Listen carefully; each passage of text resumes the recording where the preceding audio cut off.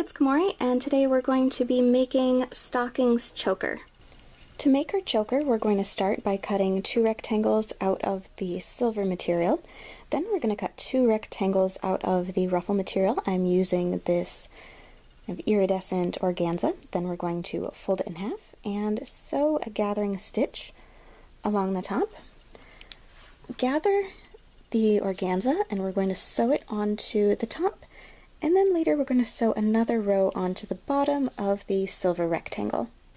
Sandwich the other silver piece on top of the ruffled piece and sew them together along either side. Turn the tube right side out and top stitch along the top and along the bottom. Then we're going to zigzag along the edges, fold them over, and secure them into place. Finish the choker by adding a ribbon clasp and then a lobster claw clasp to one end of the choker.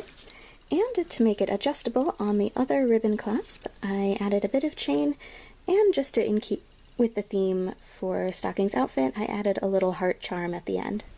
And with that, Stockings' necklace is done. For more videos on how to make the rest of the costume, please subscribe, and thank you very much for watching!